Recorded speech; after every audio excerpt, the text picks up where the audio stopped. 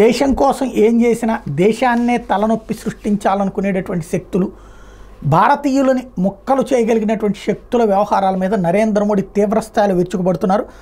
పౌరసత్వ సవరణ చట్టం సిఏఏ మీద ప్రతిపక్షాలు దుష్ప్రచారం చేస్తున్నాయని, ఉత్తరప్రదేశ్తో పాటు దేశవ్యాప్తంగా అల్లర్లు సృష్టించేందుకు కుట్ర పన్నుతున్నాయని ప్రధానమంత్రి నరేంద్ర మోడీ మండిపడ్డారు.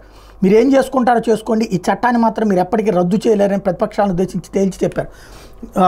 గురువారం ఉత్తరప్రదేశ్లోని అజంగఢ్, జాన్పూర్, భదోహి, ప్రతాప్గఢ్లో లోక్సభ ఎన్నికల ప్రచార సభలో మోడీ ప్రసంగించారు. సిటిజన్షిప్ అమెండ్మెంట్ యాక్ట్ కింద కాందిశీకులకు భారత పౌరసత్వం కల్పించే ప్రక్రియ ఇప్పటికే ప్రారంభమైందని, వీళ్ళంతా హిందువులు, సిక్కులు, జైనులు, బౌద్ధులేనని చెప్పారు.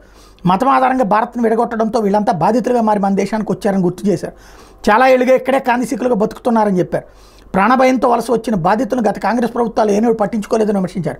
బహిరంగ సభల్లో ప్రధాని మోడీ చాలా సీరియస్గానే స్పందించారు. ఉత్తరప్రదేశ్లో గతంలో భయానక పరిస్థితులు ఉండేవి. పేలుళ్లకి పాల్పడినటువంటి ఉగ్రవాదులు క్షమాభిక్ష ప్రసాదించి వదిలేసేవాళ్ళు.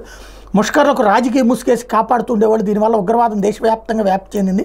అయినా కొందరు విపక్ష నాయకులు ధోరణిలో మార్పు రావడం లేదు. ఉగ్రవాదం పట్ల సానుభూతి చూపెడుతున్నారు. ఉత్తరప్రదేశ్లో బీజేపీ ప్రభుత్వం వచ్చిన తర్వాత మార్పు చేపట్టింది. కాంగ్రెస్, సమాజ్వాదీ అనేవి రెండు పార్టీలు నిజానికి ఒకే దుకాణం. అక్కడ బుజ్జగింపు రాజకీయాలు, అబద్ధాలు, కుటుంబ స్వామ్యం, అవినీతిని అమ్ముతుంటారు.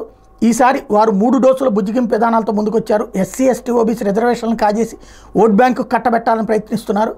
ప్రజలు కష్టపడి సంపాదించుకున్న ఆస్తుల్లో సగం దోచుకుని ఓట్ బ్యాంకుని అప్పగించాలని కుట్ర పన్నుతున్నారు. దేశ బడ్జెట్లో ఏకంగా 15% నిధులు మైనార్టీలకే కేటాయించాలని భావిస్తున్నారు అంటూ తీవ్రస్థాయిలో విరుచుకుపడ్డారు.